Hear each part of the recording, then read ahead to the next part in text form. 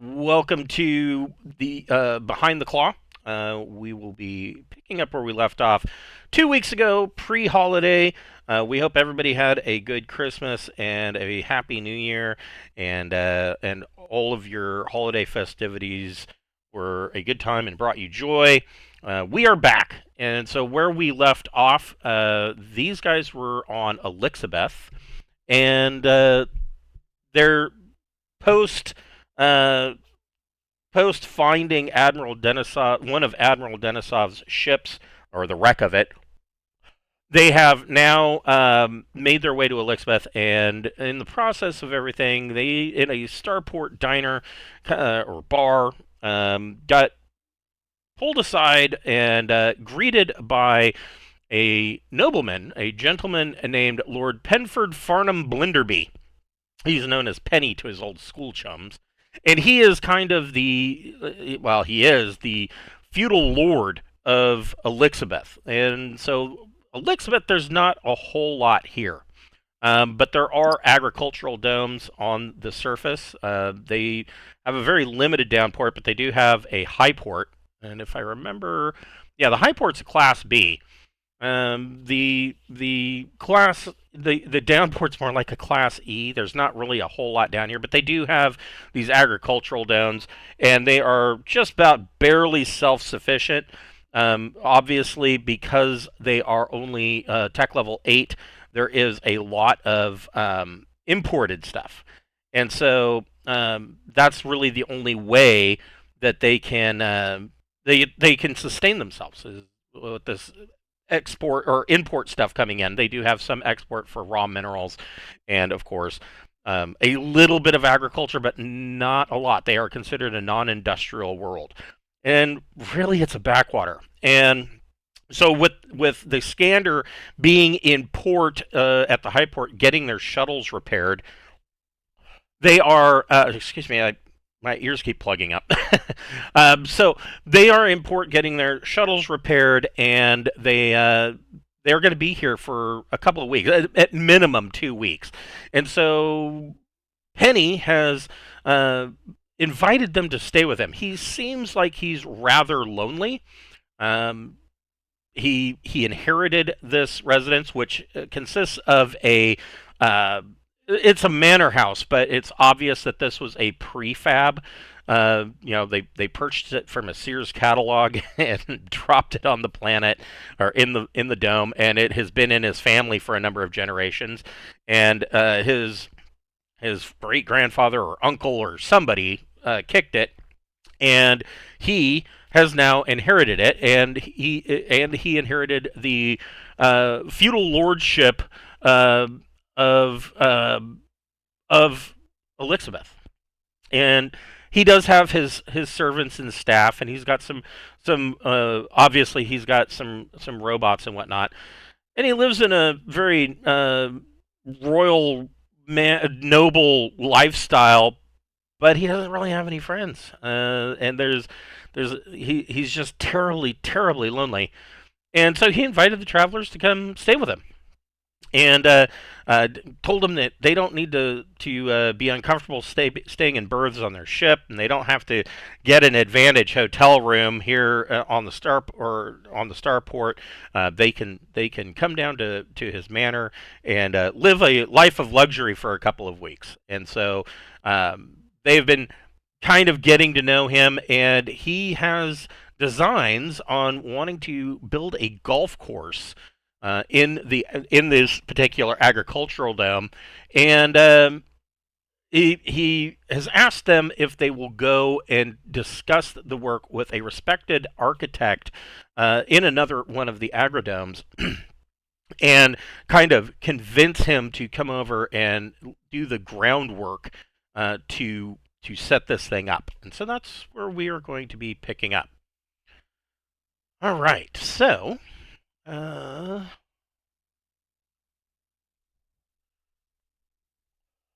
so yeah, you guys, you have dinner with him. It is a probably the best meal that you've had in a while. I mean, this is you just got like what maybe a week ago.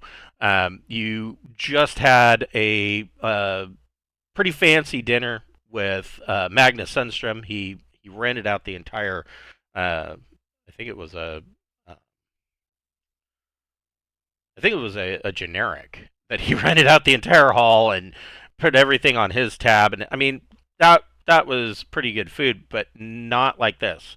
Uh, Lord Blinderby has his own private chef.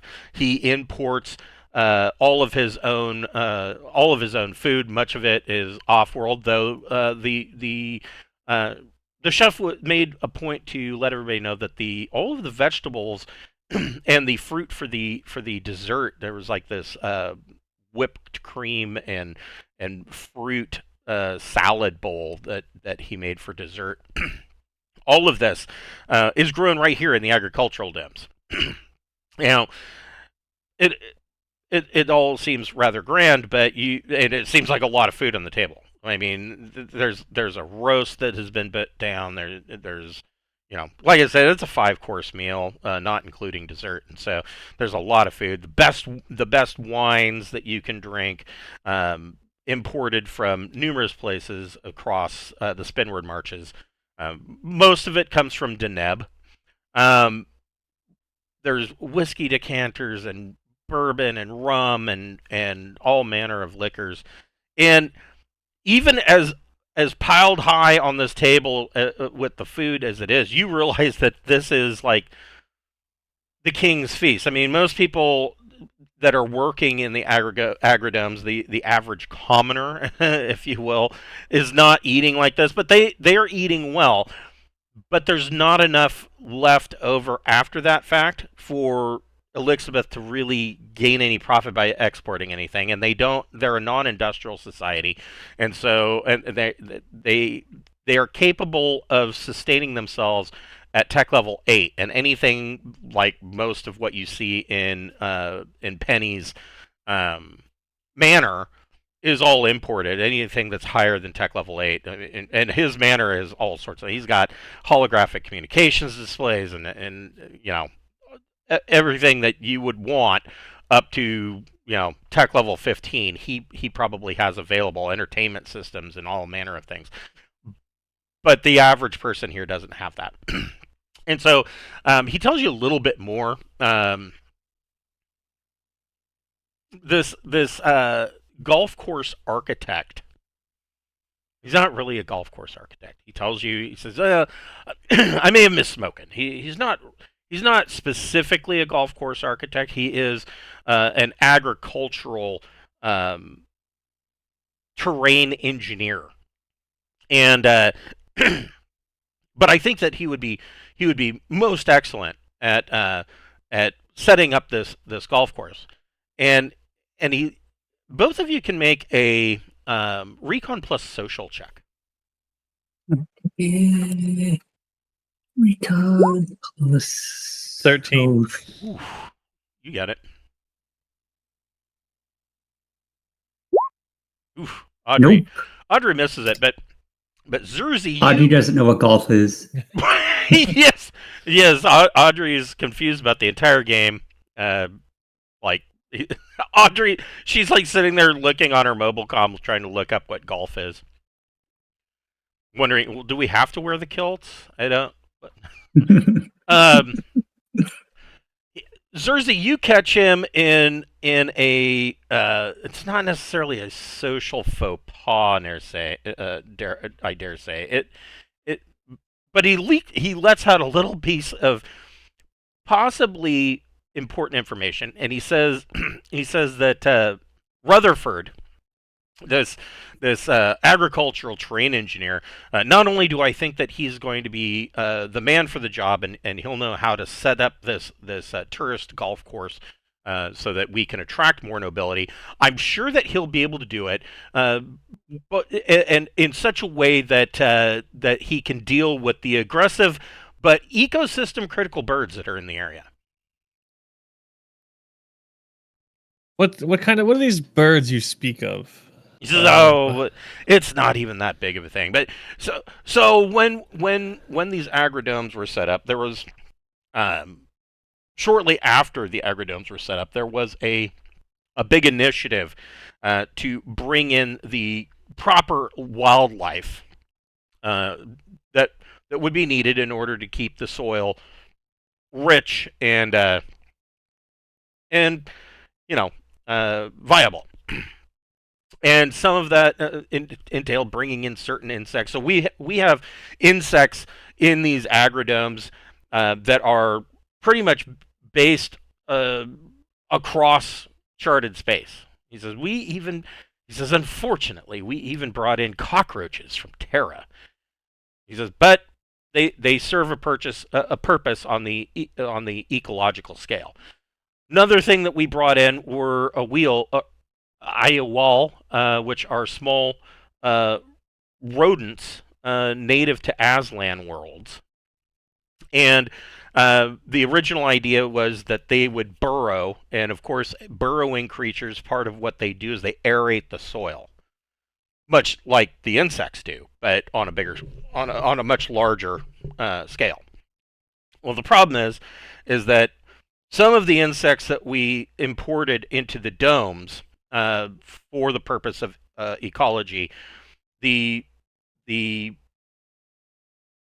the rodents were feasting on they took to them quite well, and so the population exploded, and so we had to bring in these birds in order to um, keep the rodent population under control, and that has worked so far. But they can be a little bit aggressive, and he says they are called.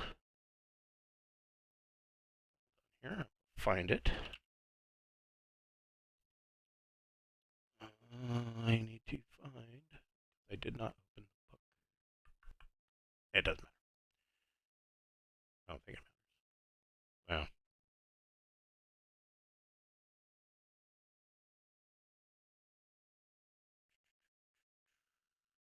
So they're called eye wings.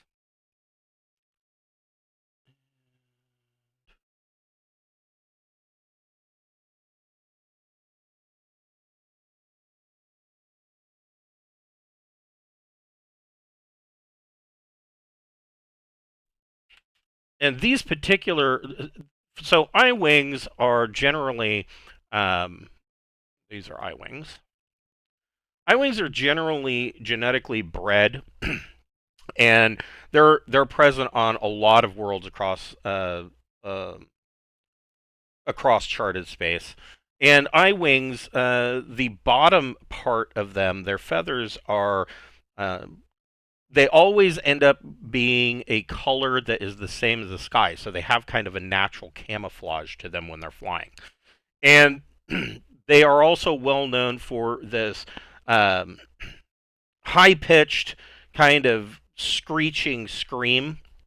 However, these particular ones have been genetically bred to be songbirds, and they will generally create a chorus amongst themselves, usually when they're in trees and whatnot. So they can be fairly pleasant to listen to, but they can be slightly aggressive, and they they eat both meat and vegetables. So they're omnivores. They keep the rodent population under control. Some of the insects they keep under control, and they trim back some of the trees and whatnot. So they're a very useful creature. But the particular area where I'm wanting to put this golf course, there are a number of them out there. So um, that may be that may be an issue.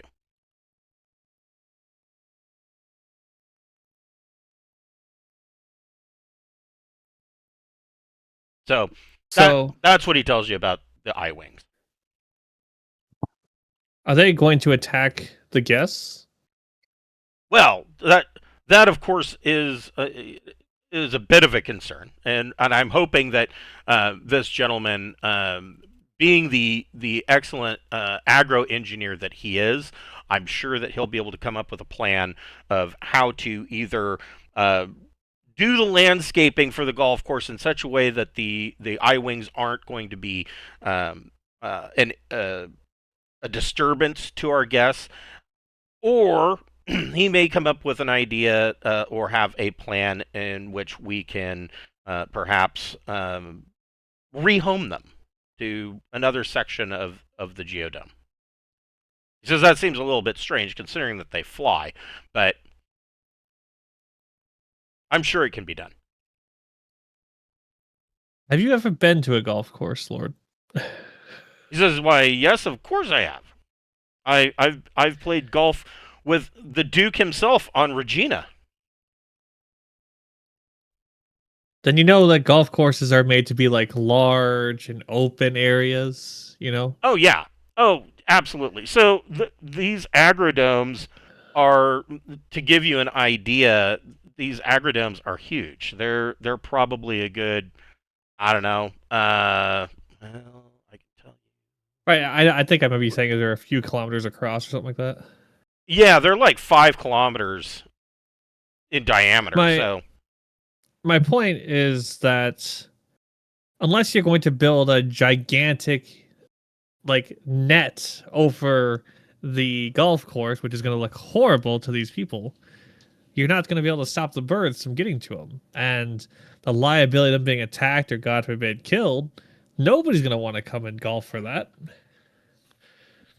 oh, I'm sure that there's a way that we can work out this issue. What if If you instead if of a no, go ahead. instead of a golf course, why not have a hunting club and let rich people come here and hunt these birds? Says, well, we don't want to overhunt the birds. Although I do like your idea. I mean, we could actually import animals from other locations. Yeah. Says, Well, I mean, I guess before we start messing with your world's economy, like how do you make money here? Because you don't make that much extra food. that is a really good question. How does Elizabeth make money? Let's see. What does it? There's. It looks Not like much information. well, right. There's that too. Uh, I believe they're in I mean, District 268. But let me. Yeah, come and these guys are part. This planet's part of neutral space, if I remember correctly, right?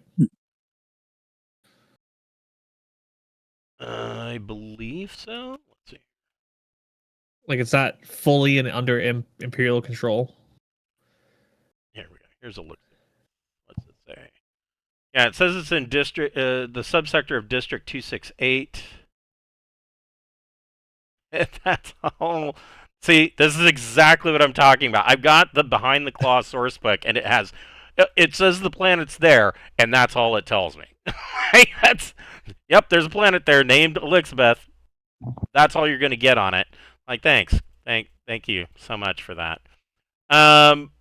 Looks like so if we look at the map, which we can do.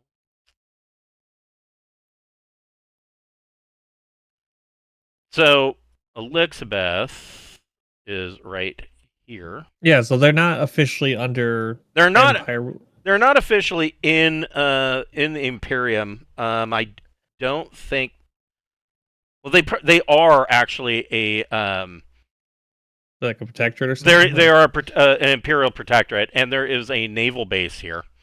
Okay, never But mind then. beyond that, how does Elizabeth make money? Well, they make money, of course, with their contract with the Imperial Navy, but they also make money pretty much selling gas. They sell fuel to ships that are on the main, and so I mean, Elizabeth is nothing more than a pit stop for most people, which is why the Class B or high port, is kind of it's kind of a trade hub, mostly with speculative trade. But most of the stuff that's coming in is being imported to Elizabeth. So the speculative trade, Magnus isn't planning on making any big money here. I guess, my lord, my biggest question is, besides building a golf course, what could you offer that would drag in? I'm assuming you want rich, higher up nobles and well, such. certainly. I doubt you're Exactly. You're not building a golf course for the common folk, is what I'm saying. Well, I mean, I wouldn't. I mean, if the average person that works in the agridomes here on Elizabeth wanted to come learn to play golf, I wouldn't turn them away. I'm a man of the people. Right, but other nobles are not of the people. They are of money and power and fame and wealth, and they may Well, not want to be socialized or seen with those of lower class. that is true.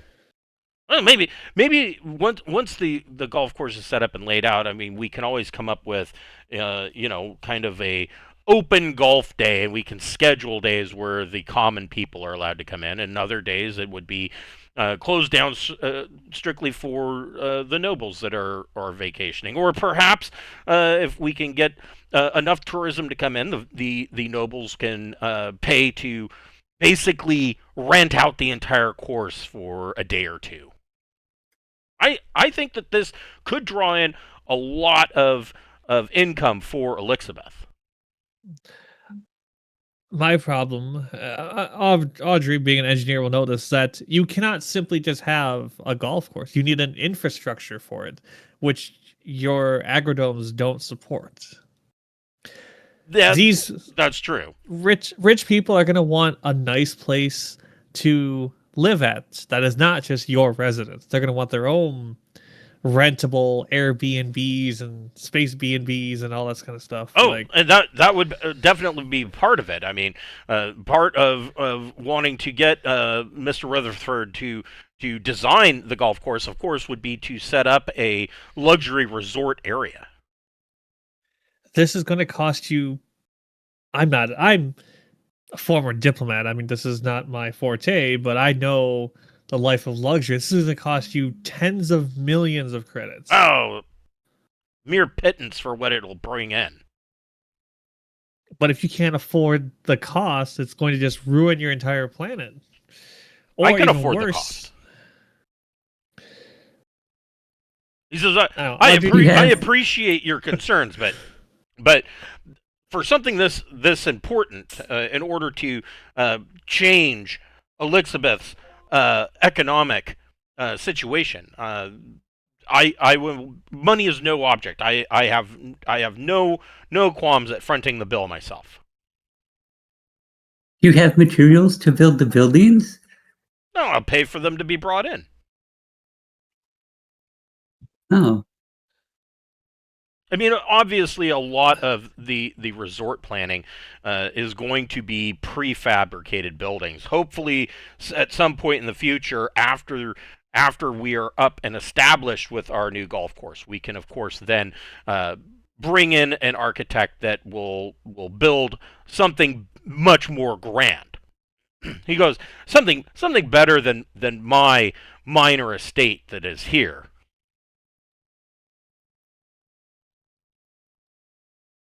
Now, have you taken into consideration if the people of your planet wants a golf course? Well, the people will see that their lives will be enriched once we have a tourism economy. Right now, all we have is a fuel economy and essentially a subsistence, self satisfying subsistence. Most of the people here grow their own food or have their own herds, but we don't have enough here to export anything. There's really, other than refueling, there's no reason to stop at Elizabeth. Unless you're in the Navy, of course. I hear a lot of things that are going to take money from you, but not any ways that are going to bring money into this planet. If the nobles come to play at my golf course, money will come into the planet. He's like, are you aware of how a tourism economy works? Yes, no? I am. I am, my lord, but I worry that maybe you just want a golf course for yourself and maybe some of your friends, and not necessarily spending this massive construction and massive expenditure on a public golf course. He says, well, He says, not to worry. He says, at least to start, I'm thinking about bringing in another wing for the estate here at my manor and using that as a bed and breakfast. But in the meantime, I have this all but covered. And the one of the staff opens the door to the dining hall and comes in, and it says, "Lord Blinderby, a message has arrived for you." And he says, "Oh, I've been waiting for this. Huh? I'm so excited to read this. Please excuse me." And he gets up and he takes the the hand term or the portable computer from the staff member. The staff member is holding this like tablet on a silver tray, and he takes it and he leaves the dining hall. Are we alone? You are. Audrey, what the hell are we doing? I do not know. Audrey, this guy is going to potentially ruin this planet and potentially cause a revolt by doing this, I fear. What is a revolt? When all the people who serve under him are going to want to instead get rid of him in a violent way, probably. I don't want anything bad to happen to anyone. I don't either. That's why I'm trying to speak some sense. I don't see essentially a world for farming to all of a sudden have a luxurious golf course fit with all the little doodads you need for rich noble assholes. Well, what if we talk to the people who live here? I mean, it might be a good idea to talk to them and potentially talk to the naval base. This architect is just going to take his money and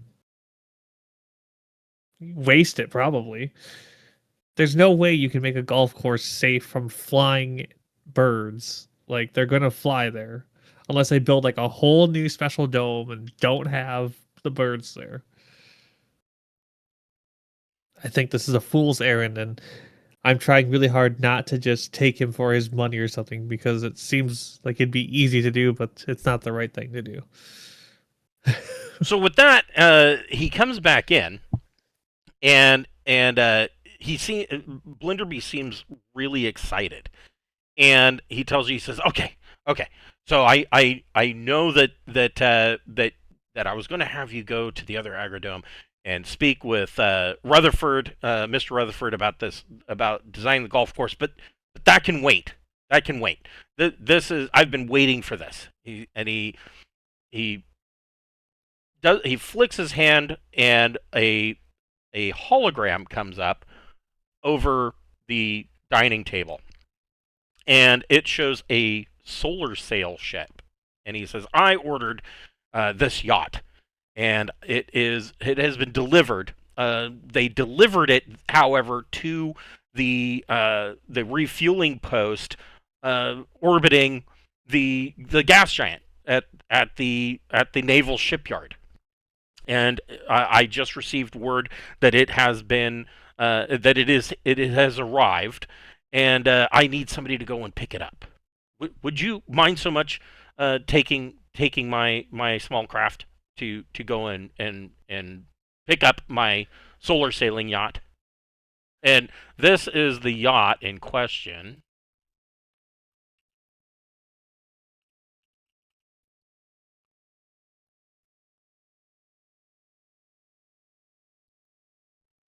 Ooh, sailing yacht. I had it custom built.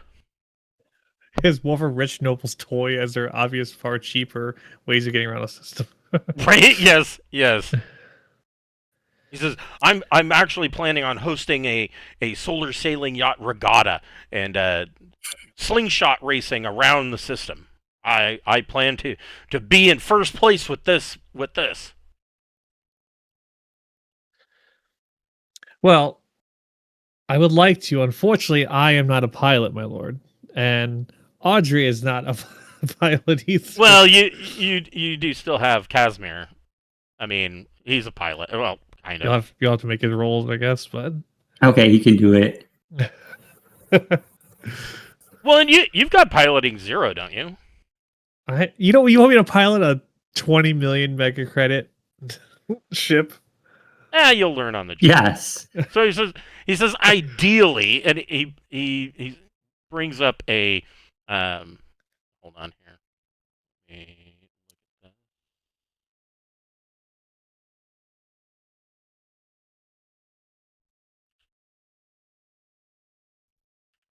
So he brings up a layout of the deck plans, and he tells you, he says, obviously, it might be a little bit of a learning curve for you. It's very different to fly a solar yacht than it is a normal ship, but I'm sure that anybody with any piloting experience can figure it out. But ideally, I would need to hire a suitable crew, and I believe that that you gents are quite capable of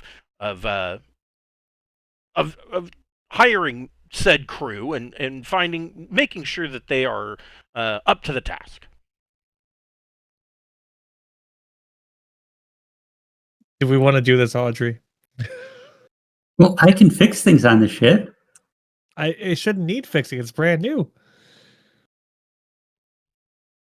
Or run any of the engineering systems. I just look at it and say, if we go and do this, I'm going to need you to sign a contract with me saying that it is your ship. We're picking it up for you because I'm not dealing with the Imperials thinking that we stole this or anything. Oh, that shouldn't be a problem at all. Not only will I sign a contract for you, I will call ahead and make sure that the naval base knows that you are authorized to take possession.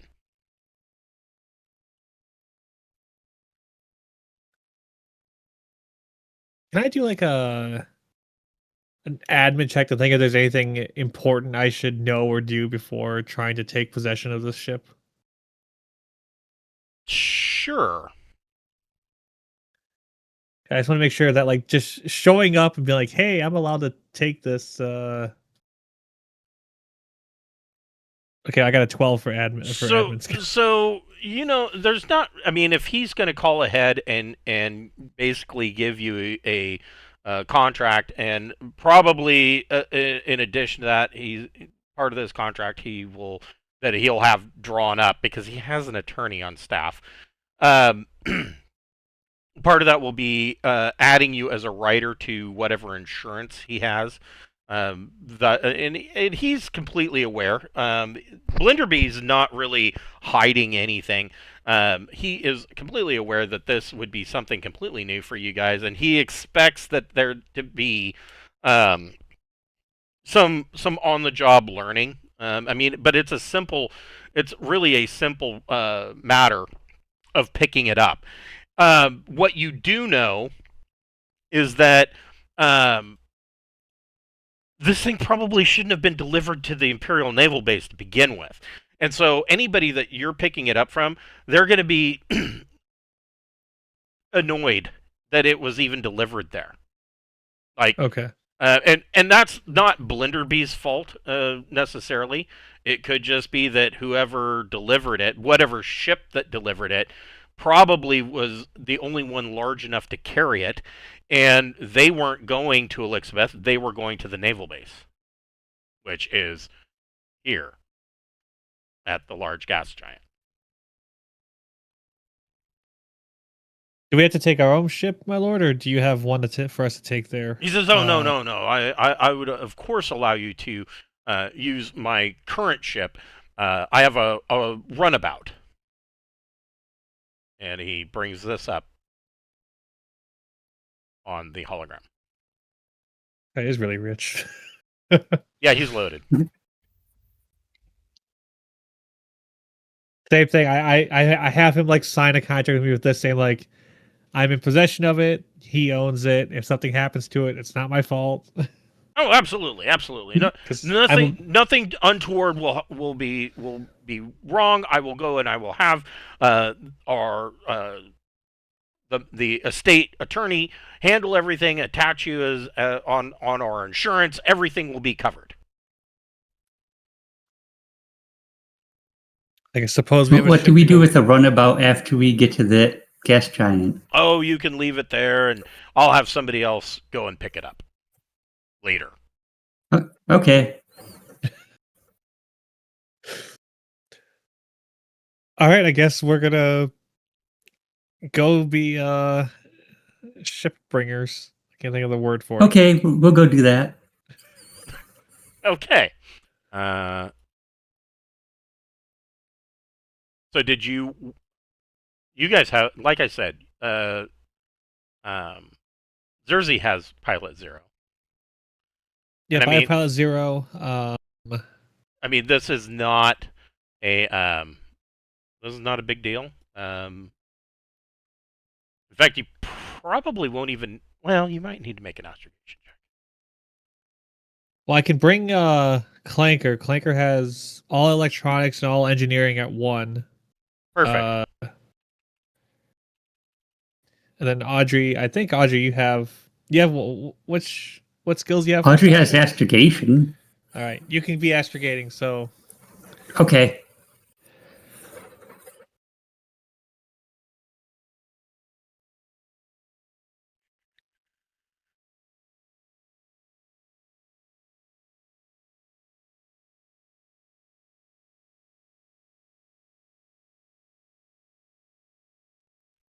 Okay, so let's see what is.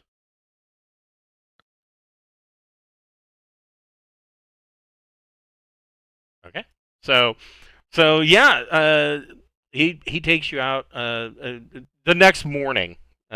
Is there any special gear that you guys want to bring with you, or he actually also he so the next morning, as you guys are prepping to leave, and you're taking whatever special gear you want with you, when you wake up, the staff comes in and offers you these special custom designed jumpsuits, and they are all the back of them has a logo. No, the back of them has a logo that is kind of a starburst, similar to the Imperial starburst logo, and it shows a yacht going around the star, and it in bright yellow letters. They're like a light bluish gray suit, and in bright yellow letters over the top of the sunburst it says Blinderby Racing, and um, the staff member comes in and says, his lordship had these designed for you, and would like for you to wear these when you pick up the solar yacht. No, thank you. I'm gonna stare really hard and just be like, really? Just take it, say thank you. I'm definitely taking my AGV suit with the thrusters just in case things go bad. Okay. And then I have Clanker and I have my tablet as usual. Okay. You're bringing your mobile computer. No, I don't think I'm gonna Or bring any portable. weapons. No, your portable computer. Yeah, I don't think I'm gonna bring any weapons with me. Okay. What about Audrey? Yeah, Audrey doesn't bring any weapons. We probably won't need it. Okay. All right. Well, we'll give Zerzy just a moment here.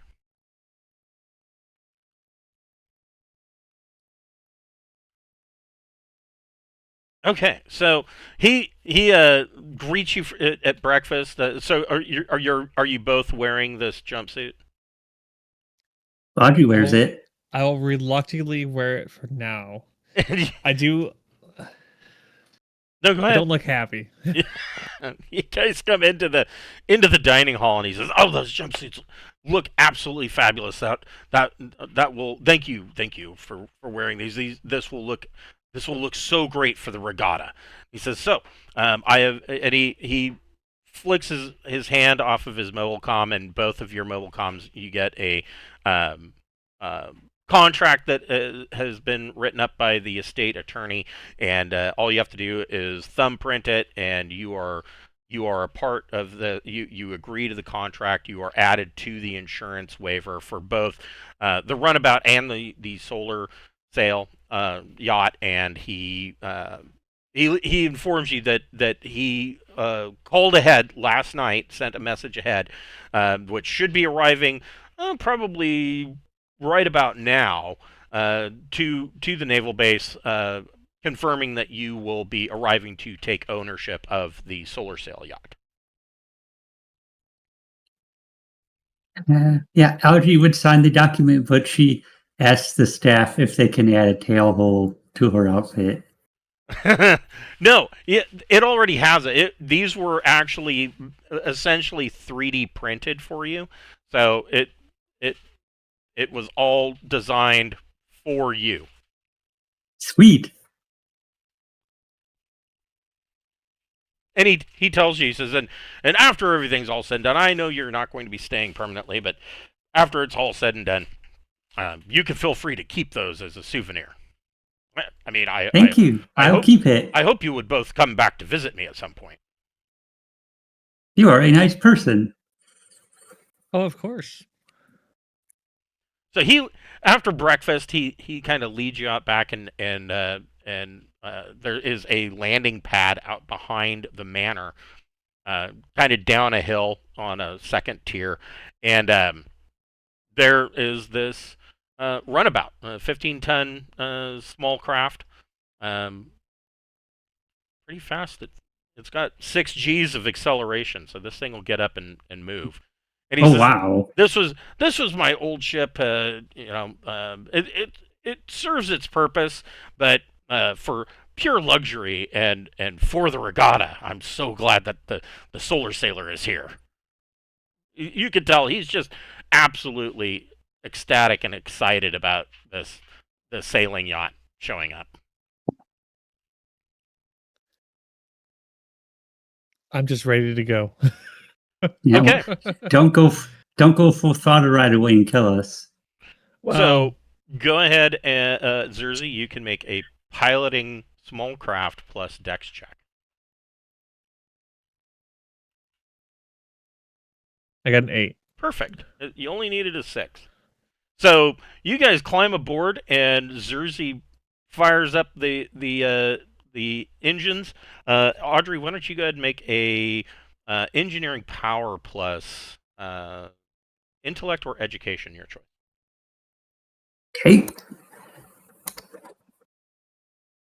Holy crap. Okay. So Audrey gets the reactor online. Zerzy goes ahead and fires it up, and you lift off of the planet, and you are coming into orbit fairly quickly, within probably a good 7 or 8 minutes. And that's not with it completely floored. You're just kind of taking your time, and you come into orbit. Audrey, you can go ahead and make a astrogation plus intellect or education check. Okay. That went decently too. Now we're just having a good day. Excellent. So Audrey plans a course through the solar system to the naval base, and pretty much with the orbital alignment as it is, it's probably you have your choice. You could take a straight shot from Elizabeth here to the large gas giant. If you floor it at 6 G's of thrust or 6 G's of acceleration, you're probably going to make it there in a good probably 2 to 3 days.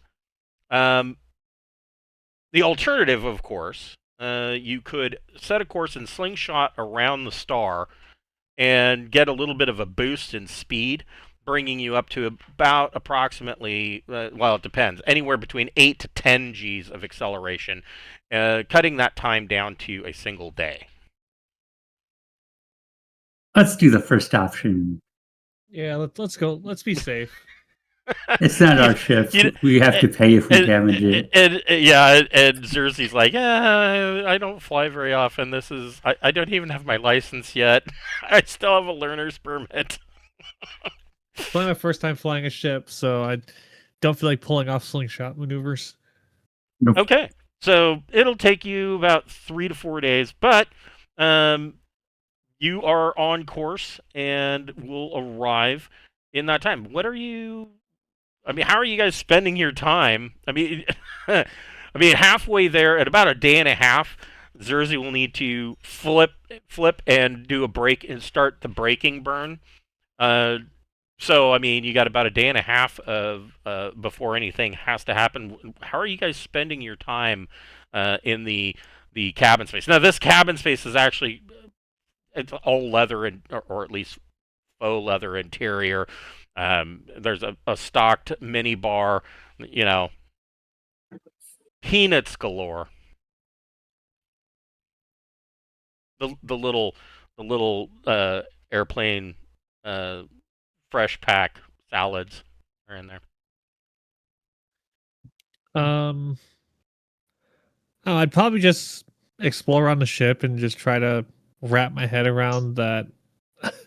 It's I, 15 tons, so it probably takes you about 20 minutes, and you've explored every nook and cranny of the yeah. ship. Yeah, I mean, most of. I mean, I'm trying to remember what I know one of these is a fresher. Oh, because I'm looking at at this screen and not the book. I was like, brain is fried from vacation. Let's see. I'll tell you what those symbols mean. I think one of them is a fresher. Uh, small craft. This says Apparently has a booby trapped airlock. Huh. it does. It does. I'd probably be like check out the library that's apparently in the programming. Yeah, there is a library, or library database computer.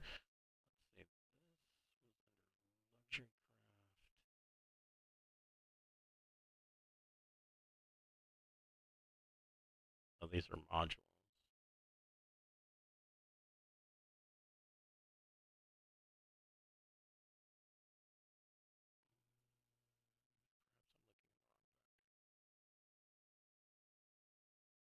What does Highguard say?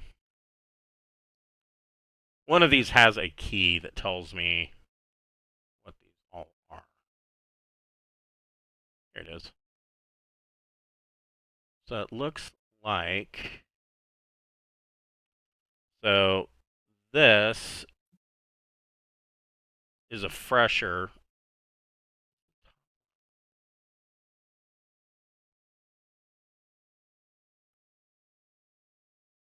I bet. It doesn't say in Highguard, but I bet that is a kitchen or ship's locker. I'm saying one should be a bathroom. Yeah, the bottom one is a fresher. That's a bathroom, but I bet this is like a auto chef Uh, or something like that. It doesn't show that exact icon in Highguard, but I bet that's what it is.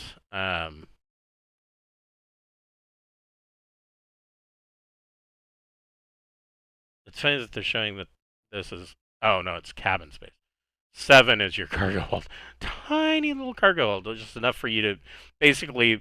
It's big enough for you guys to pack, a single suitcase worth of gear for 4 people on this ship. So, are you looking for anything in particular, as far as the library computer goes? no, just kind of browsing if I see anything that looks interesting. I think about like Giordani stuff. I'd be interested to like read about it and kind of just think about reminisce about home. Go ahead and make a computer. Go ahead and make an electronics computers plus intellect or education. And you can add your database software to it. What's that add like? I want to say it's a +2. Yeah, it's a +2. Let's see what's the tech level of this ship. This is a 15. So, Okay, so I'll take an but that 11. tech level only comes in. Tech level only comes in if you're doing, like, for instance, you have a tech level 15 computer and you're hacking a tech level 12 computer. You would get a +2 bonus just because you're a higher tech level. And the reverse is Okay, true if you're trying to break in to a higher tech level. So that's really the only time that tech level comes in. I got an 11. Okay. So, yeah. So in your perusal, pretty much I mean, this thing's picking up all the current uh, news of the system, and you hear about a coup that went on in Tarkeen, down here. Tarkeen's like 3 parsecs away. It is also an imperial protectorate. The planet itself was under a local monarchy, and I can tell you it was under the Farella dynasty. And there has recently been um, essentially a coup, and the planet has been the ruler of the planet, King Farella, has been overthrown and deposed. There is a junta that has been put in place. The person that overthrew it is a man named. He's part of the Royal Companions Regiment. General Kang Ladro is presently in charge. He has created a junta, and a junta that has basically taken over the planet. The Travelers Aid Society has issued a yellow amber zone warning, basically to any ships that are coming to Tarkeen, because there is issues, you know, governmental instability. Currently, according to this news article, the the the people of Tarkeen are not exactly they're not exactly on the side of the rebels. They want the royal government to be reestablished, and so far, according to to the what the TNS reporter, reports that King Farella has not been heard from since the capital was taken over, and it is assumed that he has either been imprisoned or could be dead.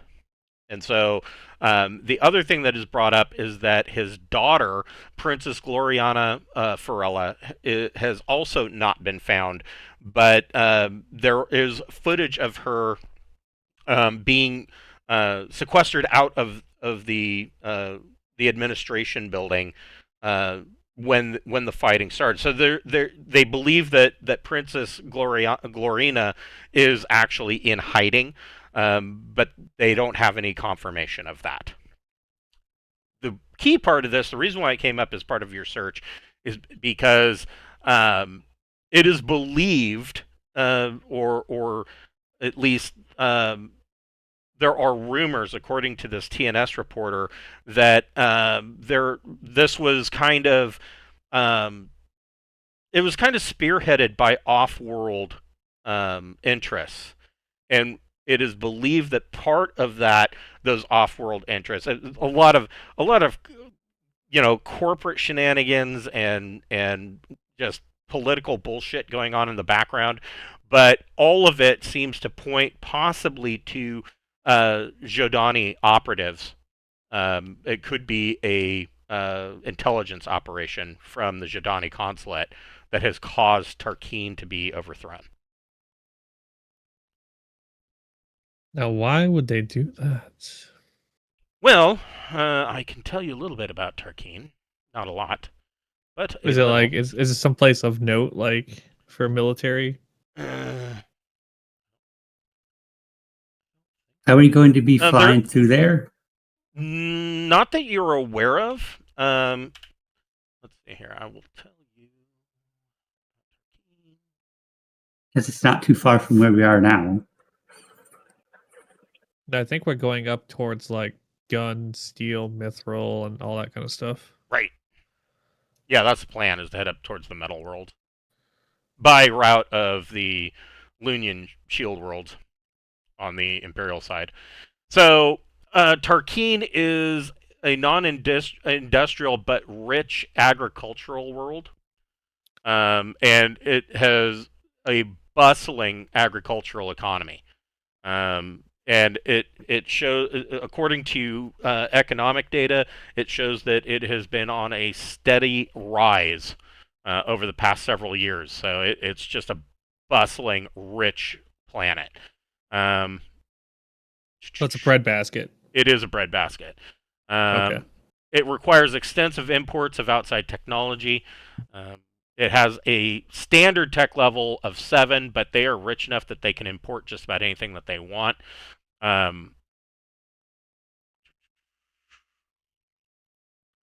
they have to import most manufactured and high-tech goods.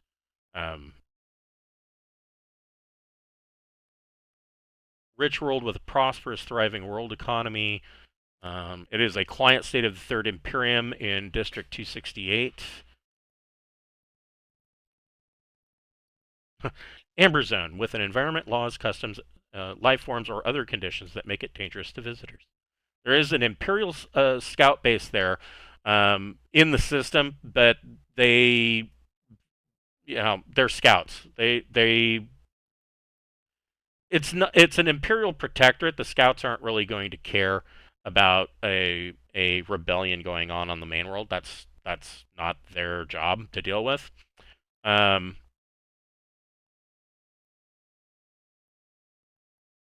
It is so Tarkeen is a vassal state of Dahlia down here, and so they are owned by Dahlia, but who knows how that's presently going, considering that the new rebel faction is in place. It is a binary star system.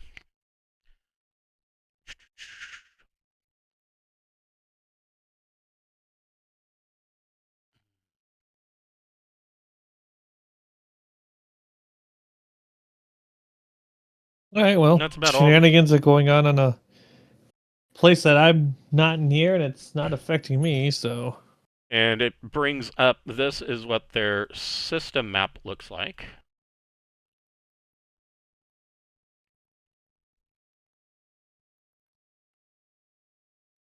And then this is... I was like, why is that not in the right spot? Because I didn't. This is their world map. So it looks like, I mean, looking at this world map, it looks like Tarkeen is a tidally locked world. There is narrow bands of life-giving areas where they grow most of their crops. With their cities, with the starport here and its star town and the capital city being here on one of the polar ice caps, and of course the royal holdings here.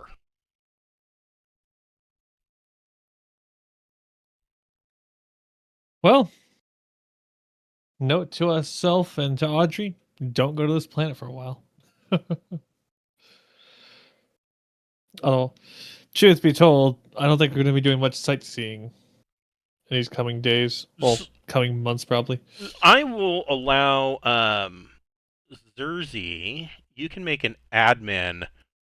Make an admin plus intellect or education check. Nice. Only a 9. That's still, you get it. So, from your experience in situations like this, this is not something entirely new to you. This kind of situation, the Jadani consulate. So their intelligence branch has caused these kinds of situations in the past, usually on imperial held worlds. And the way that they normally do it, there is a um, some call them freedom fighters. Let's call them what they are. They're terrorists. Called the Ein Gevar. And usually, what will the Jordani intelligence service will kind of prod the Ein Gevar. The Ein Gevar are stupid. They they they take the higher ups of the Ein Gevar take their marching orders, of course, from the Jordani intelligence service, but the average, you know, boots on the ground is, some idiot who thinks he's a freedom fighter. And so they set up these Ein Gevar, basically terror cells on whatever world that they want to disrupt, and they cause all these problems. And that's usually, I mean, there's nothing in this news article that points fingers towards the Ein Gevar, but the Ein Gevar have been a thorn in the side of the Imperium for quite some time. And in this case, nothing about this article brings up the Ein Gevar, but you're well aware that the Ein Gevar is usually a tool that does exactly this kind of thing. They basically show up and prod somebody in the right direction until there's some kind of insurrection, and then there's not necessarily a takeover, but there's a mass disruption to the political process or the economy, or the planet is basically taken off the board as far as a playing piece goes. Okay.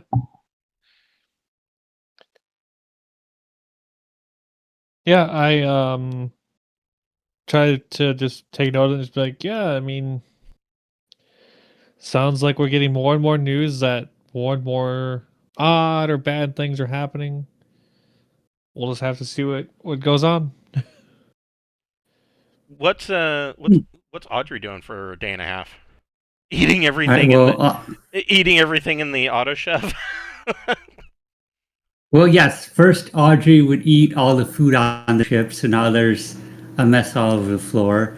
And then she would ask Zerzy if he thought of a plan on how to save the people of the golf planet from that bad thing happening The to them. golf planet.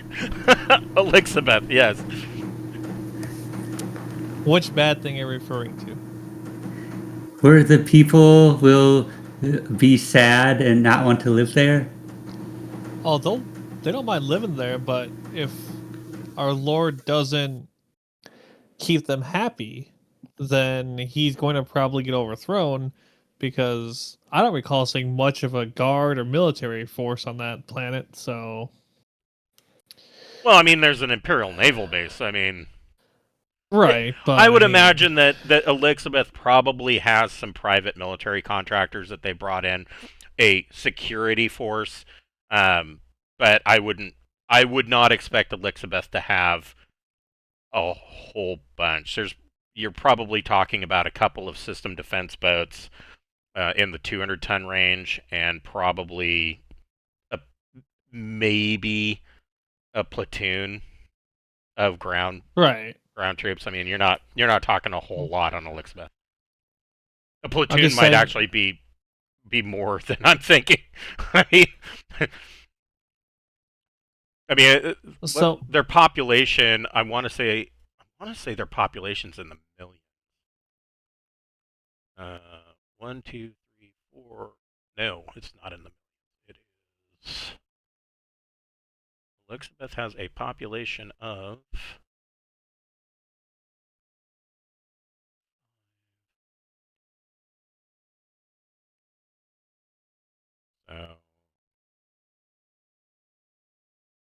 They have a population. They have a population of about 40,000.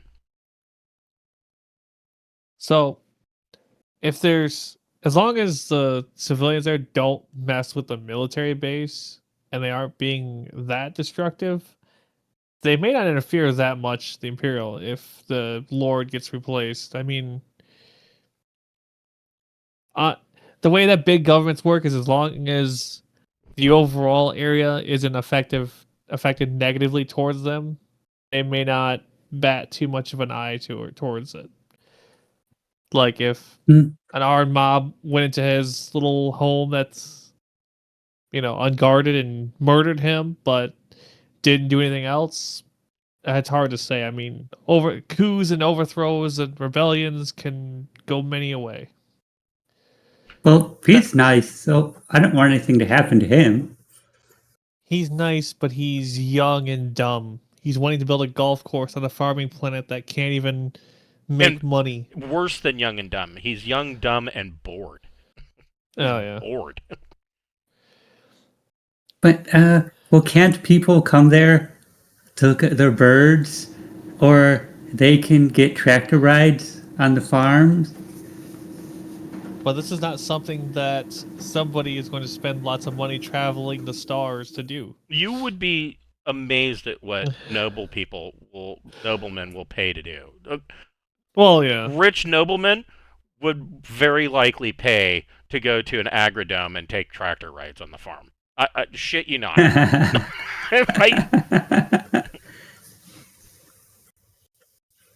problem is not necessarily a golf course, Audrey. It's all the other little. Think of it like your motorcycle, where you need all these pieces to work to make the whole thing work. You can't just mow an area, put a hole in it, and call it a golf course. You have to have infrastructure. You have to build roads. You need to house people. You need to build it all. You need to maintain it all. And I don't think he understands that.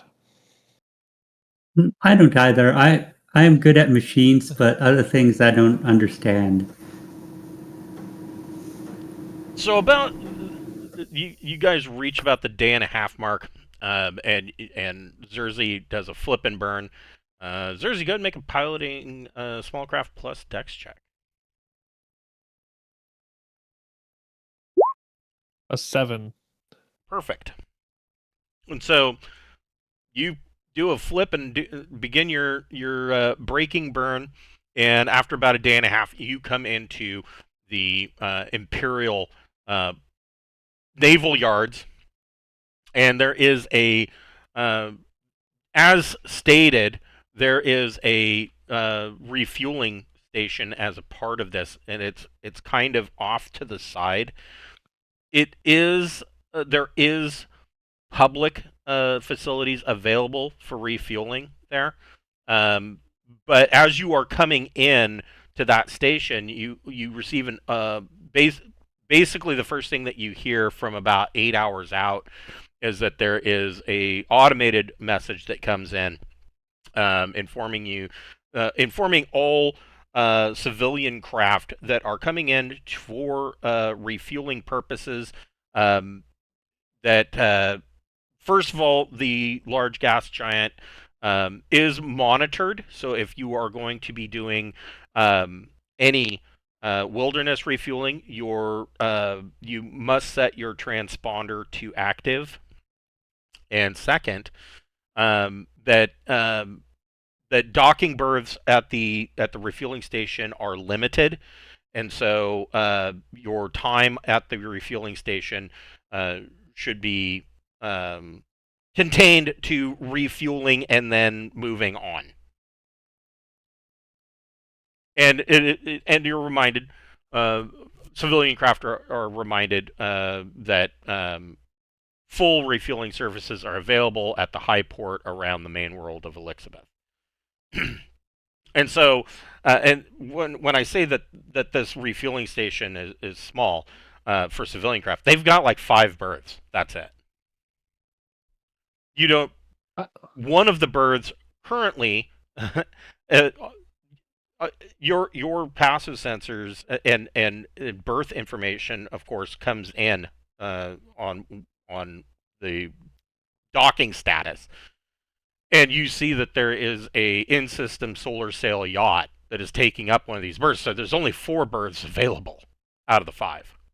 Yeah, I'll send a station message saying that we're here to pick up the yacht. Where he wants to park this small craft, and just kind of do what you would expect somebody who's picking up a delivery essentially to do. So The traffic controller gets back to you and he says, "Oh, good, you're getting this thing out of my berths." But he says, "You brought crew to pilot your current ship back, right?" Negative. We did not. We were told to leave it here by the Lord of Elizabeth.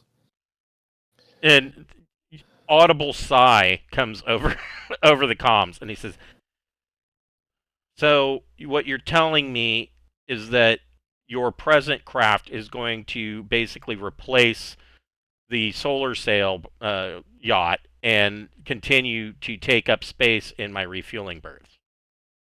Yes. Are there perhaps people that we could hire to fly it back at the station? He says, "Well, that could be a possibility. There is uh, a small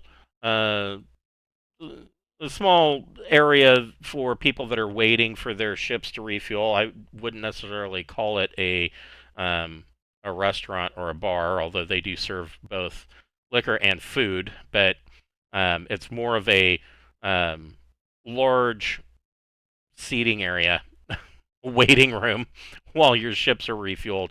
That some private contractors have come in and set up a small eating and drinking area. So you might try around there, but some of the locals sometimes that are some of the civilian contractors that work on the naval base sometimes go there to relieve stress. You might ask around there.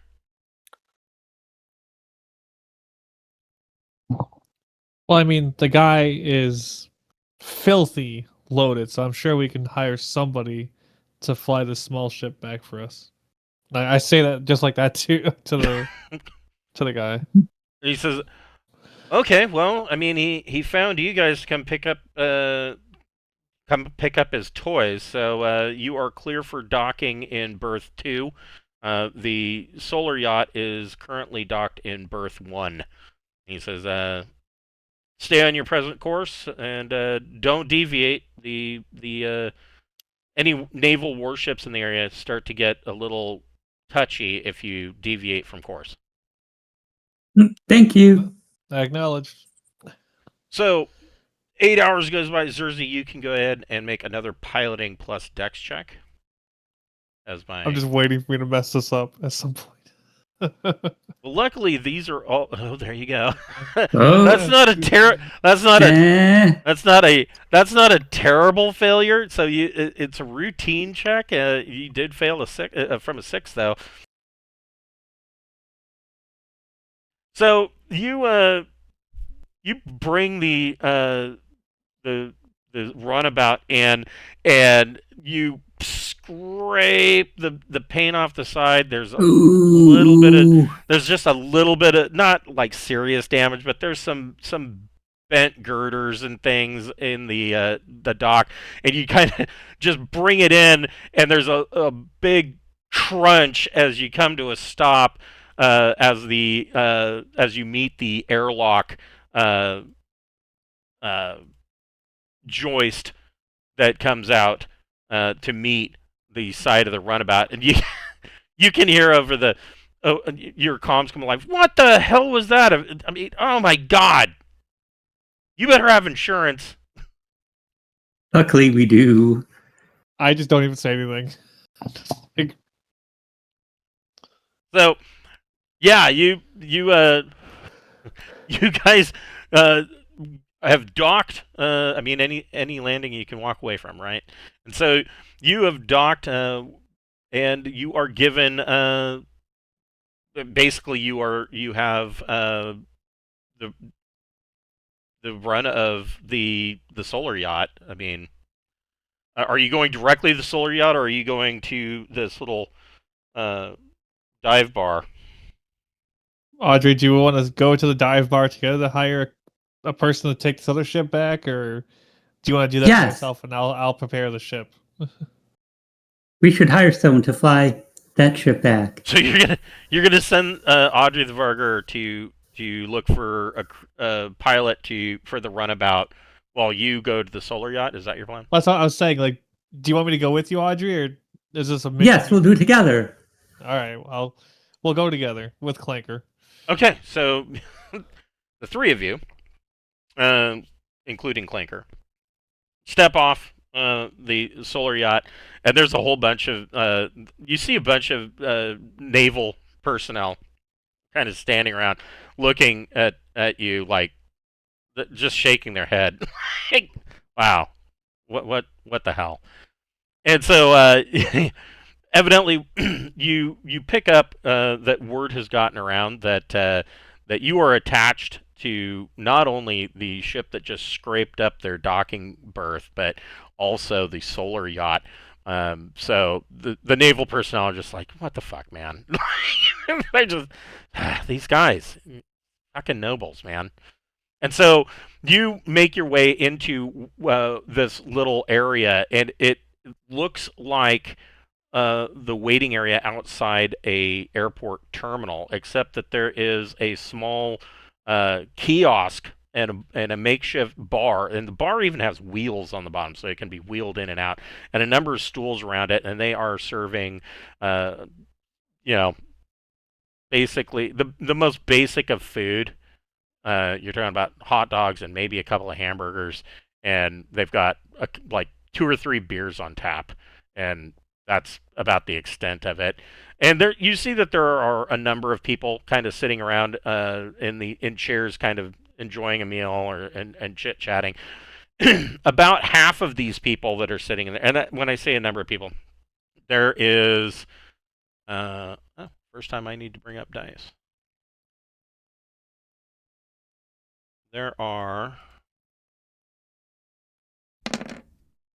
So there's about 9 people sitting around in this little seating area, and of those, you see that probably about 5 of them are not wearing naval uniforms. They're not wearing the Imperial Navy blue uniform. They are wearing business casual. So you could tell that these are civilian contractors. And there's probably about 5 of them. What are you guys doing? Oh, you walk over to them. Do you want me to do the talking, Audrey? We can both talk to them. I'll let you make the introductions then. Oh, You'll make them. okay. You'll lift the mood. Audrey walks over to those 5 people. Hi. And this blonde woman wearing a kind of a frog button kind of asymmetrical suit jacket and a white shirt underneath, a white blouse underneath. She turns around. She kind of looks you up and down. She goes, "Oh, hi. What can I help you with?" Oh, will you fly our ship to the planet for us?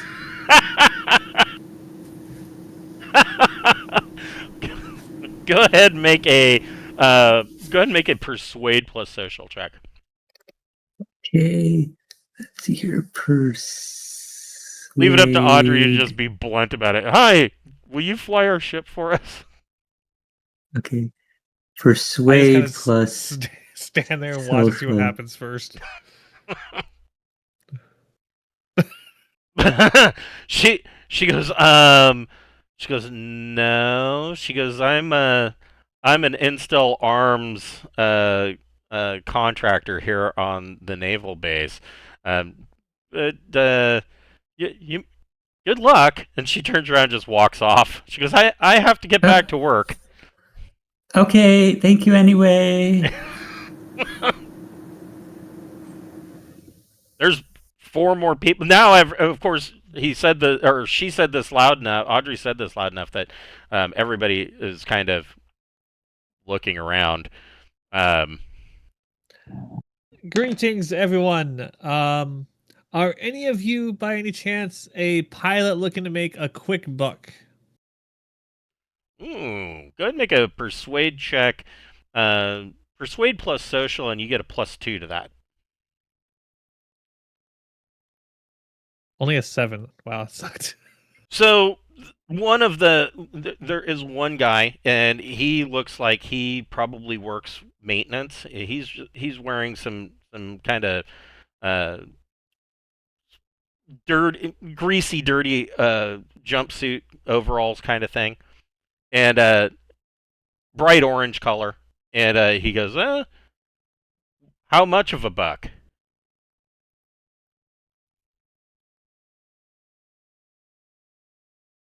What would be a decent amount for this? That's a good question. So let me. I I have something for this. I believe it is in. I say I could just throw a number out and see what he says. Let's see. What is. So you're looking for a pilot.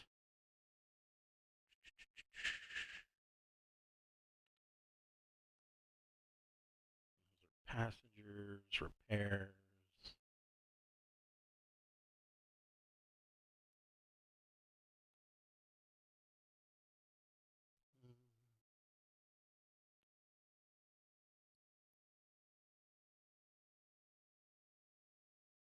Probably you're.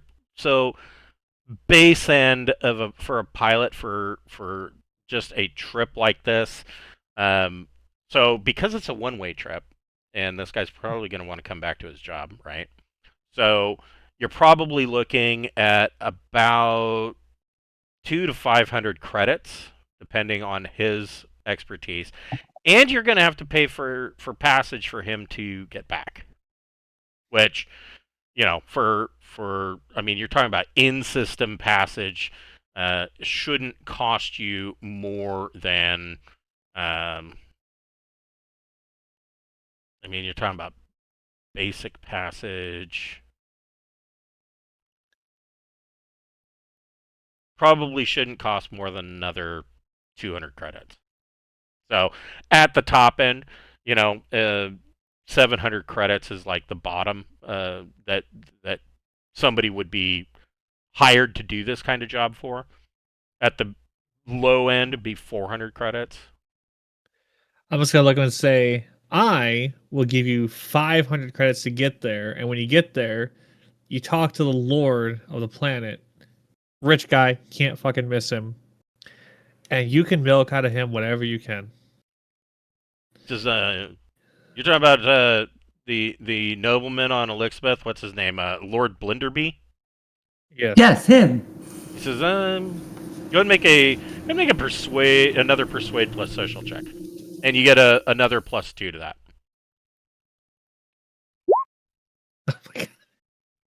He, he says, mm, make it 700 credits, and you got yourself a deal. For the sake of ease, because I have other shit to do, I will give you 700 credits. But and I hold up my tablet. I'm going to take a picture of you and everything else and send it to him so he doesn't think you stole this. It's because he's gonna take off with a small craft. Well, I mean, there's only like what 5 worlds that he can hide on. I mean, I guess he could go all the way out to the second star, the secondary star, and hide out there. But I mean, I mean, no Well, matter what, space is a big place. But I mean, right. not like he's gonna really go anywhere with a small craft. I'm gonna send his information to Bigsby, or what the hell is his name? Whatever his name is, Blinderby. Blenderby. Blinderby. I will send his photo and and some information to him, letting him know that this guy's gonna take the small shuttle back and drop it off, Okay. and that he's expected to be paid when he brings it back. Okay. So it is, and I just had this up. There.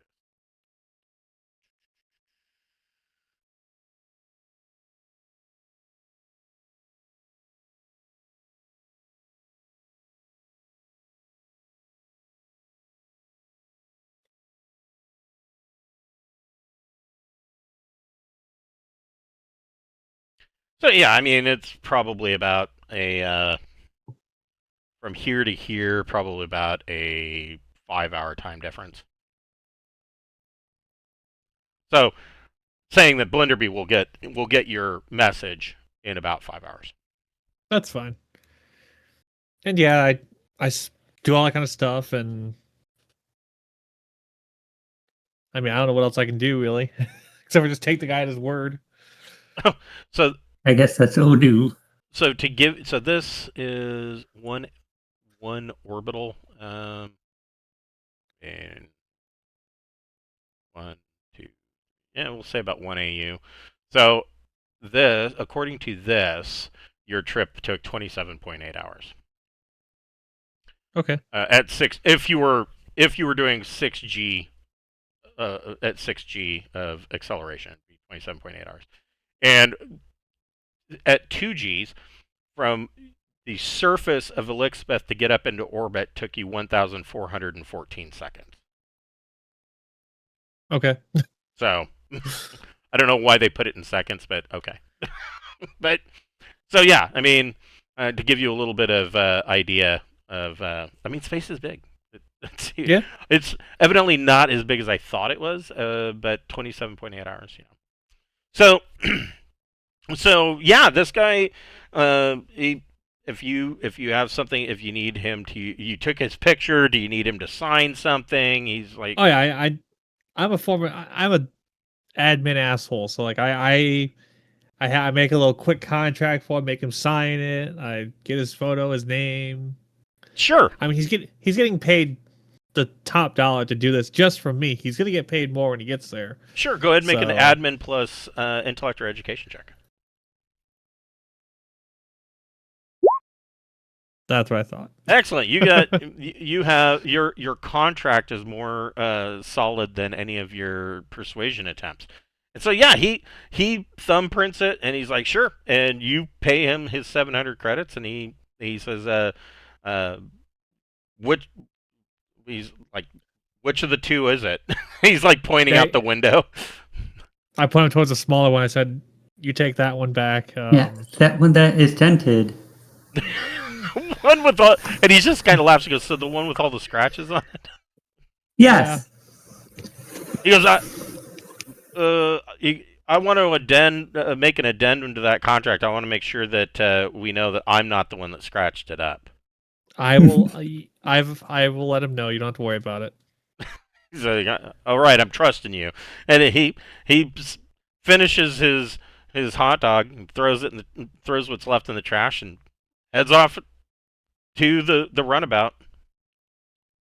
I kind of just look around to say, I assume we got to go talk to somebody in charge to get access to use this ship, right? I mean, do you know anything about this stuff, Audrey? I know you're a mechanic, but I've never been on a solar ship before, solar sail ship. So a lot of the Navy people around that are sitting around just kind of shake their heads, and one of them says, if you have access already, you can board your ship whenever. It's been sitting here for a while. Oh, it's all not my right. Thank ship. I you. wouldn't waste money on this thing. Well, I guess we'll go on the ship now. All right, let's see if the keys are in it. So I'm just looking at this. I think it's solar sails thrust 0. Then what's the point? Like, why? It's I for think the experience. It's for the experience, yes. And the M drive's only thrust 1, which is why it would be a slingshot race for the regatta. So you guys head on up to the ship. In fact, where is the? There it is, right here. The airlock.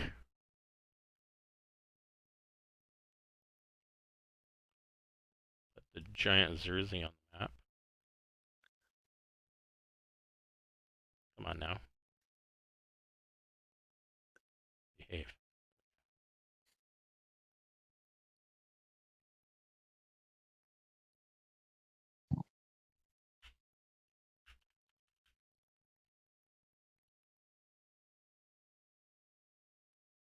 Oh, and the cockpit has 2 seats. least that's what it says.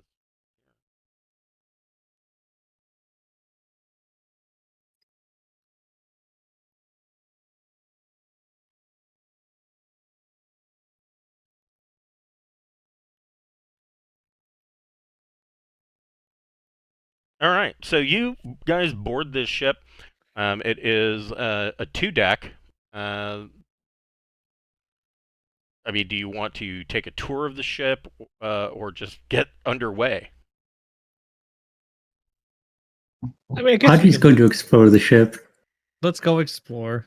Okay, so obviously you've got a small maneuver drive and you've got solar sails in place of what could be, if this was 10 tons bigger, it could be a jump drive, but instead this deploys the solar sails. There is, of course, or wait, oh, these are the solar sails here, and then it's got a small power plant, and you've got a bridge with 2 seats, sensors. This down here is a biosphere, so essentially you can make this to be whatever kind of environment you want it to be. Currently, it is it's hasn't been set up. Like it's waiting for input from the owner. Of course, you've got your airlock here. You've got each of the rooms has a fresher. Here's a ship's locker. This is the shaft down to deck 2. This is a standard stateroom for a crew of 2. Oh, small cargo hold. A common area for the crew that are piloting the ship, and then this is actually a gourmet kitchen, which I would have thought would have been down below, but who cares if your staff trips and falls down the shaft, right? Down the lift. You've got down here, you've got another common area here, which is like a grand dining hall. And then over here, you've got a bar kind of common area with a grand piano.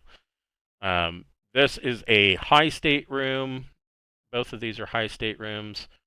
Oh, the shaft comes down into this area, or the lift comes down this area. And then this is obviously the owner's luxury stateroom.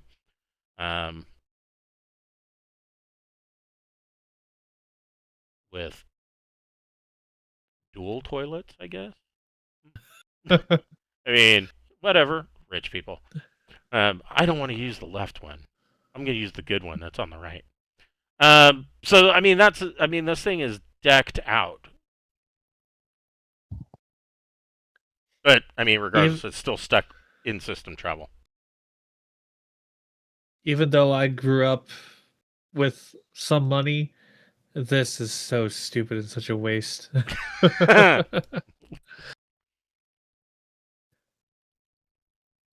Well, I mean, it is lap of luxury. Everything here is absolute, meticulously designed. There's chrome accents on everything. I mean,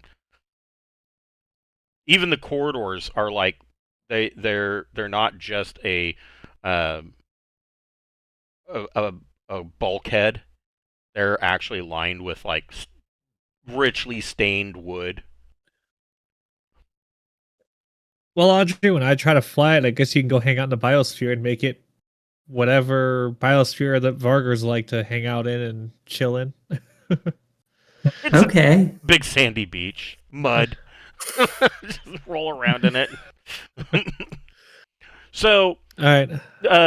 You can see by the time you are done, you can see that the runabout has already taken off and left, and you are receiving a message that from the control tower that you are authorized to leave and get out of my berth. Okay, I guess we'll launch towards the planet. So, Audrey, why don't you go ahead and make a engineering power plus intellect or education? Okay. Engineering. Oh, well, she's never done engineering on a solo ship before, so. Well, she got it. So I mean, it's a routine check. She gets the Just power barely. plant online, and it is putting power to the maneuver drive. Zerzy, you can make. Oh, well, I suppose Audrey should make a astrogation check. Oh, okay, and also Astrogation plus intellect investigation. or education, and this has civilian grade Okay. sensors. Nice. So she plots a course back again. You have the choice of either slingshotting around the star. Um, Although looking at this, I don't think that that's gonna. Knowing what I know now, um, well, it's not just from here to here. So yeah, um, you could slingshot around the star and really cut your time down, or you can just make a straight journey to back to Elixir. I'm not a Hmm. daring person. I'm an old man, so I'm gonna do the boring route. Especially in somebody else's yacht with leather seats and wood interior. Yeah, we'll just fly there the regular way. Okay. So at thrust one, well, uh, Zerzy, you can make a piloting small craft plus dexterity check. A 3. Oh This no, is this you is where we scratched the thing on die. the way out. Yeah, you scratch it on the way out. You rend the girders again as you come out. And you can hear over the comms, "God damn it!" and and you are on your way. It is mostly cosmetic damage, but you leave the berth. So at 1 g of thrust,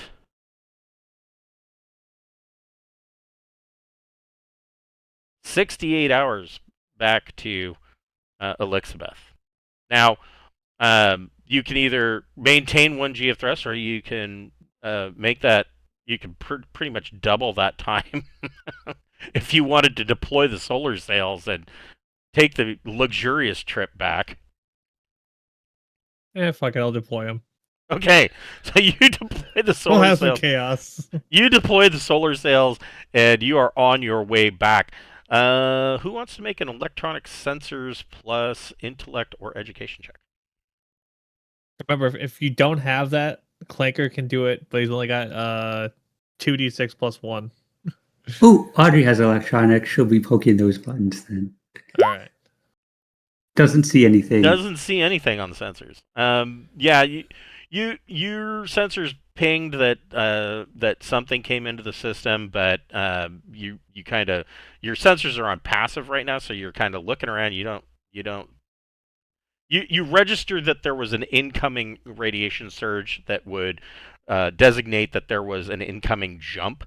So something came in, but you're not able to detect what it was, which probably means that it was a long ways out. Civilian sensors, you know, let's see, there's what these civilian sensors have, probably not much.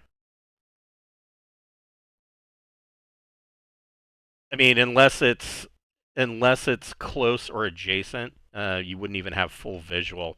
Um, Short and medium is limited. Long and very long is minimal, and distant is none. So it could be that it was just too far out, and you're just not picking it up.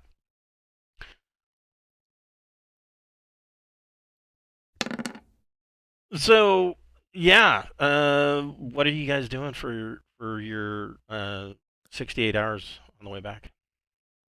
What's going on in the gourmet kitchen? And everything that you could possibly imagine is available, and it's got an auto chef, so you just hit a button and it will prepare whatever you want, and it has like a 4-page menu. The downside, of course, is that it has very limited stock right now.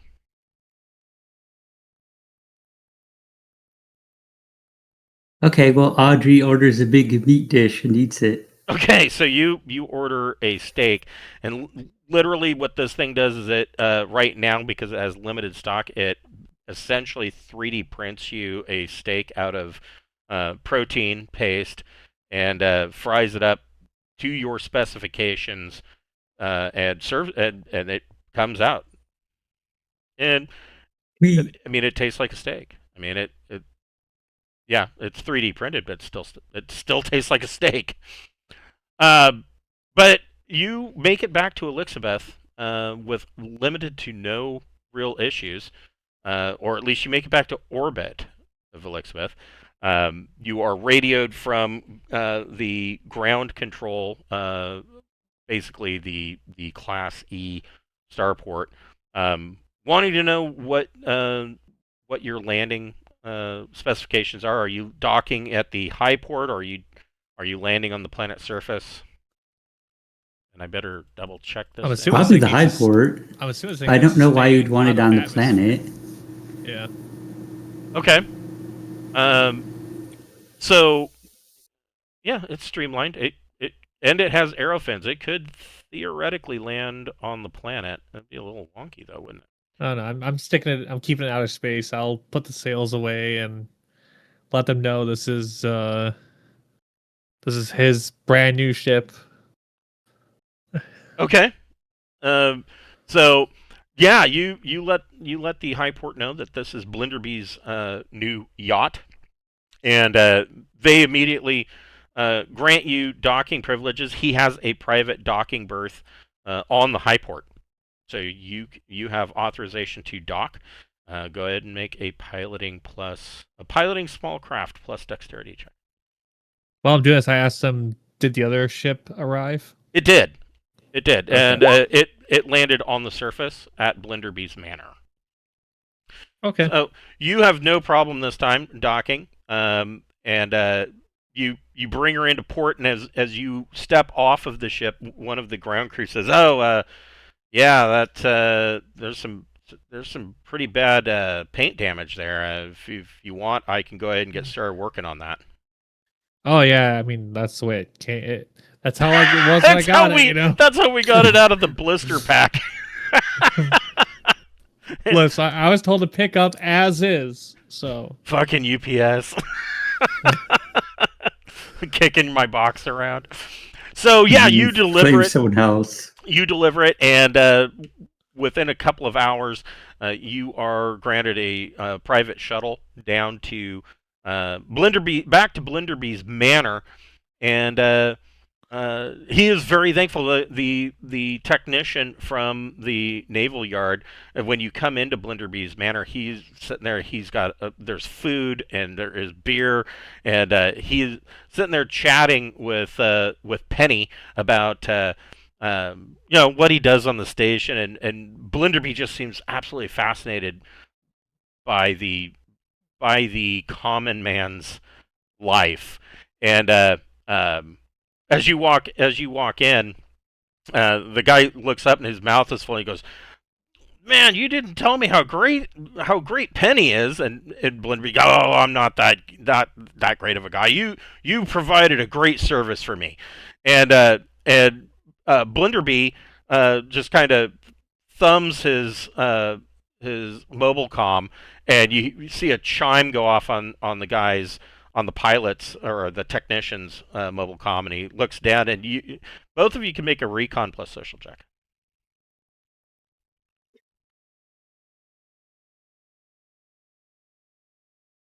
So Audrey goes over and just starts getting some food. Doesn't notice Hmm. anything. Zerzy, you notice you kind of glance down and you see that there has been a transfer of 5,000 credits to the guy's account. I just roll my eyes. I'm So just gonna walk up. Oh, w- go ahead. once he does this, you see that again there's a chime on Blinderby's mobile comm, and he kind of looks down and he goes, "Oh, I have to take this," and he leaves the room again.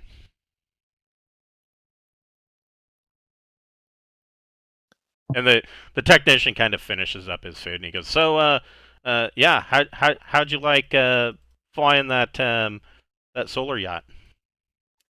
It was Oh, only the second time I've ever flown. yeah, yeah. The sails, they are amazing. He goes, Yeah. It is a rich man's ship. For people that have more time than sense. He says, Yeah, he their kind of design is fascinating. We got to deploy them. looks around. He goes, "Did you hear him talking about he wants to build a golf course?" Yes, we're Yes, helping him but with that Zerzy too. said it is a bad idea, so we have to make him not do it. That's what I meant. Oh, Not with my there's analogy. Audrey being Not. able to keep the secrets. He goes, "Yeah." He goes, a golf course, another rich man's idea. He goes, however, he goes, if there was a golf course here, uh, the captains that lay over would spend a lot of time and money on Elizabeth. Why does everybody think that this place should have a golf course? I don't understand. He goes, I'm just saying it's not the worst idea I've heard. He goes, other than that, there's really no reason to come to Elizabeth. He goes, but yeah, Well, naval there are captains, the man. pretty birds here. Naval captains, man. They would come down to play golf. He goes, I really don't think that the I wings are that big of a deal, but he goes, Blinderby told me that you were kind of concerned about it. And he kind of finishes wiping his hands in his mouth. He goes, well, I better go get a shuttle back. Blinderby already got me a in-system shuttle, so up to the up the well I go to the high port, and then I will. Right. Thank you for finding the ship. Bye. Uh, thank you. This was like a month's worth of wages at least, probably a couple months worth. And he shakes your hands and takes off. Blinderby comes back in, and this is where we're going to break for the night. But Blinderby comes back in and he tells you he's deeply concerned, and he says this is terrible news. He says, perhaps I can entreat you for some assistance or maybe just advice. He says I recently met a young woman uh, via mail. We've been we've been we've we've been messaging each other back and forth, um, and she lives. I just received this message. She lives on an Amber Zone planet, and she tells me that she needs money so that she can bribe the authorities so that she can leave. I want her to come here where she'll be safe with me, but she needs money in order to leave, to bribe the authorities, and I really fear for her safety.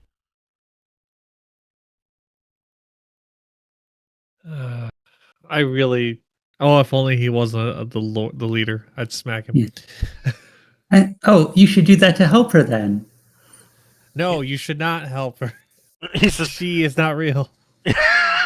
she's a Nigerian princess.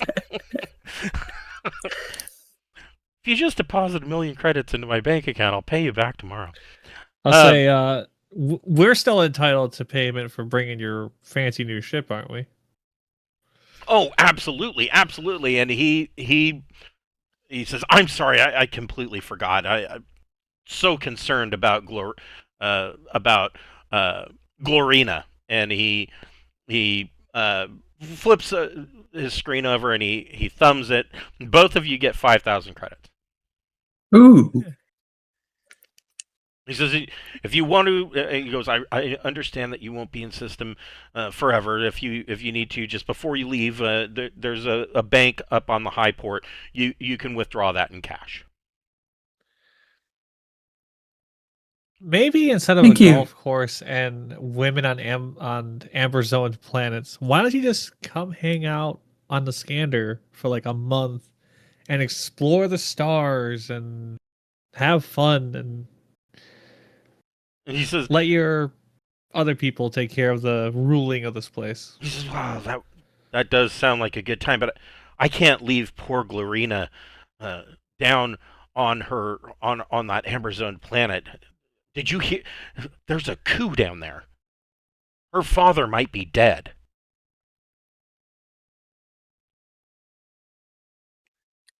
I doubt that that is the real person, because if it is, that says you're talking to a princess, and I doubt you're talking to a princess. Indeed, I am.